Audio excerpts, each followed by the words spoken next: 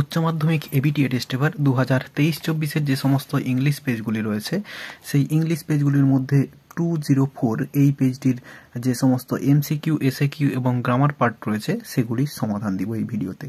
এবং আগের যে পেজগুলি রয়েছে এই পেজগুলির সমাধানের ভিডিও ইতিমধ্যেই আপলোড করা হয়েছে।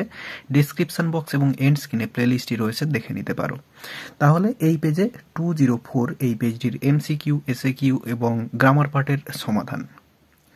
প্রথমে গ্রুপ বিতে রয়েছে MCQ প্রশ্নগুলি। প্রথমে রয়েছে প্রোজ পার্ট থেকে, শুরুতে রয়েছে the thought of laughter only made the narrator of the story the eyes have it, এরপরে ড্যাশ রয়েছে। অ্যান্সারটা হবে এই ডি এর দাগ, ফিল ট্রাবলড অ্যান্ড লোনলি। তো দি আইজ হ্যাভ ইট গল্পে ন্যারেটর যখন হাসবেন বলে স্থির করেছিলেন তখন তিনি অনুভব করেছিলেন ট্রাবলড এবং লোনলি। এরপরে রয়েছে according to Kalam's father when people reach an impasse they dash. অ্যান্সারটা হচ্ছে অপশন এ হবে try to solve the problem. কালামের বাবার মতে মানুষেরা যখন অচল অবস্থায় পৌঁছে যায় তখন তারা তাদের প্রবলেমটা সলভ করার চেষ্টা করে। এরপরে রয়েছে তিনের দাগে on waking the wounded man asked for dash. অ্যান্সারটা হচ্ছে অপশন বি ফরগিভনেস। অর্থাৎ জেগে ওঠার পরে, অর্থাৎ যার যখন জেগে উঠেছিলেন তখন ওই আহত মানুষটি ক্ষমা ভিক্ষা চেয়েছিলেন। এরপরে রয়েছে Mrs Jones advised Roger to dash. অ্যান্সারটা হচ্ছে option A behave properly. Mrs Jones রজারকে অ্যাডভাইস করেছিল বিহেভ প্রপারলি। এরপরে রয়েছে পোয়েট্রি পার্ট থেকে MCQ প্রশ্ন। প্রথমে রয়েছে a single line of the word no convey the meaning of dash. অ্যান্সারটা হচ্ছে ডি এর দাগ, ডিটারমিনেশন। এরপরে রয়েছে the phrase long strands of silver actually refers to the dash. অ্যান্সারটা হচ্ছে অপশন বি স্ট্রিম। অর্থাৎ এই যে লং স্ট্র্যান্ডস অফ সিলভার এটা রেফার করেছে স্ট্রিম অর্থাৎ ছোট নদীটিকে, যেটি ভ্যালিতে রয়েছে, অ্যাসলিপ ইন দি ভ্যালি কবিতাটিতে। এরপরে রয়েছে দি পোয়েট স্টেটস দ্যাট ফেয়ার, এরপরে ড্যাশ। অ্যান্সারটা হবে option A is subject to change. অর্থাৎ কবি স্টেটস করেছেন, বর্ণনা করেছেন ফেয়ারটা হচ্ছে একটি চেঞ্জ অর্থাৎ পরিবর্তনের বস্তু, অর্থাৎ পরিবর্তন হয়ে যায়। এরপরে রয়েছে a voice will run here a voice refers to the voice of dash. অ্যান্সারটা হচ্ছে সি এর দাগ, দি গ্র্যাস হপার। গ্র্যাস হপারের ভয়েসের কথা এখানে বলা হয়েছে বা গ্র্যাস হপারের যে ভয়েস সেটাকে রেফার করা হয়েছে। এরপরে রয়েছে ড্রামা পার্ট থেকে MCQ প্রশ্ন, অর্থাৎ দি প্রপোজাল থেকে। শুরুতে রয়েছে Lomov describes Chubukov's mother as dash. অ্যান্সারটা হচ্ছে বি এর দাগ, হাম্প ব্যাকড। লোমোভ চুবকোভের মাকে হাম্প ব্যাকড বলে বর্ণনা করেছে।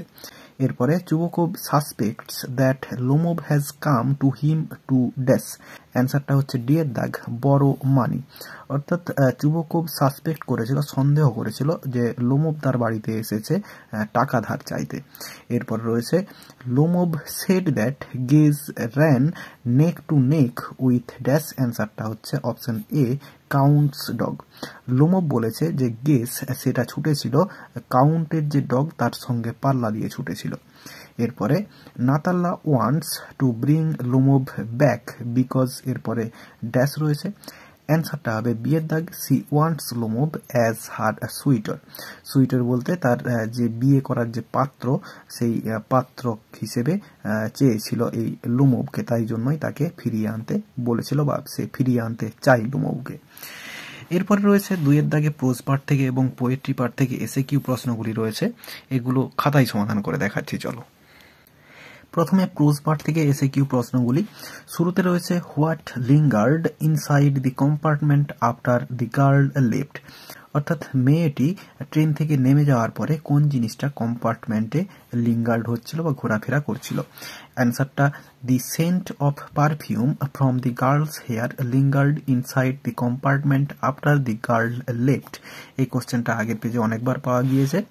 এরপর রয়েছে how can one enjoy the nights in the hills. তো হিলে একজন কিভাবে রাত্রিটা উপভোগ করতে পারে। অ্যান্সারটা in the hills one can enjoy the nights by sitting in front of a log fire and drinking a little brandy. অর্থাৎ লগ ফায়ার বা অগ্নিকুণ্ডের সামনে বসে ড্রিঙ্ক পান করে অর্থাৎ ব্রান্ডি পান করে সে হচ্ছে উপভোগ করতে পারে হিলে এই রাত্রিগুলো। এরপর রয়েছে হাউ ওয়াজ কালামস চাইল্ডহুড, কালামের যে ছোটবেলা ছেলেবেলা সেটা কেমন ছিল। অ্যান্সারটা according to Kalam his childhood was secure materially and emotionally. এটা আগের পেজেও অনেকবার পাওয়া গিয়েছে কোশ্চেনটা। এরপরে describe one of the most vivid memories of Kalam's early childhood, এই কোশ্চেনটাও আগের পেজে অনেকবার পাওয়া গিয়েছে। One of the most vivid memories of Kalam's early childhood was of his father and the high priest of Rameswaram Temple, Poxi Lakshman Shastri, each in traditional attire discussing spiritual matters. এরপরে রয়েছে what were there behind the screen in Mrs Jones room, Mrs জোনসের যে room সেখানে স্ক্রিনের পেছনে কি ছিল, এই কোশ্চেনটাও আগের পেজে পাওয়া গিয়েছে। তো অ্যান্সারটা in Mrs Jones room behind the screen there were a gas plate and an ice box.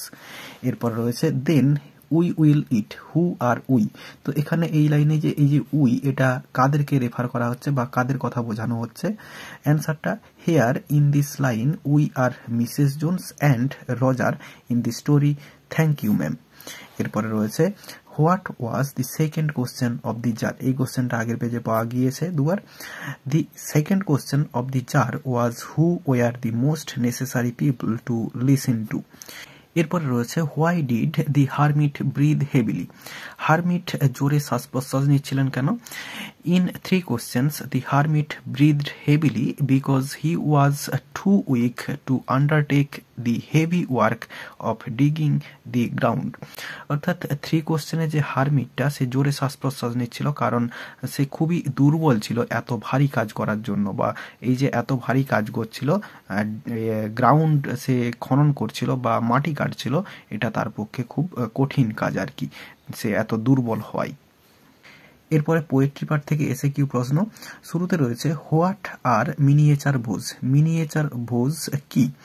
Miniature boughs are new branches that sprout where a tree has been cut or hacked, তো একটি গাছকে যেখানে কাটা হয় সেখান থেকে যে ছোট ছোট ডালপালাগুলো বের হয়, ছোট ছোট ডালপালাগুলো, সেগুলোই হচ্ছে মিনিয়েচার বোজ। এরপরে রয়েছে who has written the poem on killing a tree, অর্থাৎ অন কিলিং এ ট্রি কবিতাটি কে লিখেছেন। হুয়ের জায়গায় শুধুমাত্র কবির নামটা লিখে দিলাম, গিভ ব্যাটেল, এরপরে যা আছে লিখে দিলাম। এরপরে what type of sonnet is asleep in the valley, asleep in the valley কোন ধরনের সনেট। অ্যান্সারটা Arthur Rimbaud's poem asleep in the valley is a Petrarchan sonnet. এরপর রয়েছে how is the bed of the dead soldier, মৃত সৈন্যের যে বিছানা সেটা কেমন। অ্যান্সারটা in the poem asleep in the valley the bed of the dead soldier is warm green and sunsoaked, অর্থাৎ উষ্ণ সবুজ সূর্য স্নাত তার বিছানা। এরপর রয়েছে and often is his gold complexion dimmed, whose complexion is referred to here, তো কার গোল্ড কমপ্লেক্সনের কথা বা কার কমপ্লেক্সনের কথা এখানে রেফার করা হয়েছে। অ্যান্সারটা the gold complexion of the sun is referred to here, সূর্যের গোল্ড কমপ্লেক্সনটা এখানে রেফার করা হয়েছে। এরপর রয়েছে what will make the beauty of the poet's friend eternal, কোন জিনিসটা কবির বন্ধুর যে সৌন্দর্য সেটাকে অমর করবে। এই কোশ্চেনটা আগে অনেকবার পাওয়া গিয়েছে। Shakespeare's sonnet number 18 itself will make the beauty of his friend eternal. এরপর রয়েছে what might one hear on a lone cold silent winter evening, একটি লোন কোল্ড এবং সাইলেন্ট উইন্টার ইভিনিংয়ে একজন কি শুনতে পারে। অ্যান্সারটা on a lone cold and silent winter evening one might hear the crickets song, ক্রিকেটের গানটা সে শুনতে পারে। এরপর রয়েছে 4 এতে ডুয়েস ডাইরেক্টেড, তো এখানে যে কোশ্চেনগুলি রয়েছে এইগুলিও খাতায় সমাধান করে দেখাচ্ছি চলো। তো এখানে প্রথমে রয়েছে why don't you say this to the people who come to you for help and advice, এটা কোটেশনে রয়েছে এবং জিজ্ঞাসা চিহ্ন দেওয়া রয়েছে ইনডিরেক্ট স্পিচ অর্থাৎ ন্যারেশন চেঞ্জ করতে দেওয়া রয়েছে। তো এখানে সাবজেক্ট এবং যে রিপোর্টিং ভার্ব সেটা দেওয়া নেই। এটা যেহেতু টেক্সচুয়াল কোশ্চেন সেক্ষেত্রে আমাদেরকে বুঝে নিতে হবে যে কালাম আক্সড, এরপরে হোয়াই যেটা WH এটাই হচ্ছে সাবঅর্ডিনেটিং কনজাংশন হয়ে যাবে। এরপরে এই যে ইউ এটা হচ্ছে কালামের বাবাকে বোঝানো হচ্ছে, তাই জন্য পার্সন চেঞ্জ হয়ে হি হয়ে গেল, বোঝানোর জন্য ব্র্যাকেটে কালামস ফাদার লিখে দিলাম।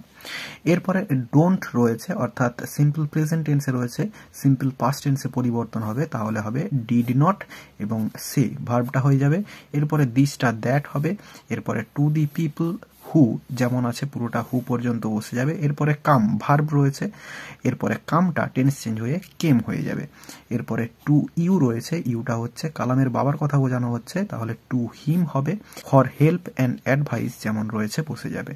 তাহলে পুরো অ্যান্সারটা হলো Kalam asked why he did not say that to the people who came to him for help and advice.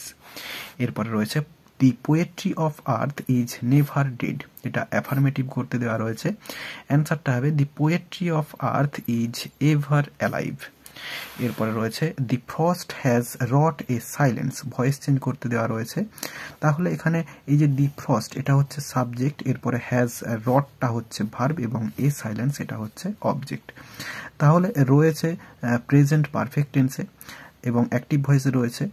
অবজেক্টটাকে শুরুতে নিয়ে আসবো এ সাইলেন্স, এরপরে এ সাইলেন্সের পরে হ্যাজ বসবে, সঙ্গে পারফেক্ট টেন্স হওয়ার জন্য বিন বসবে এবং রট থার্ড ফর্ম বসে গেল।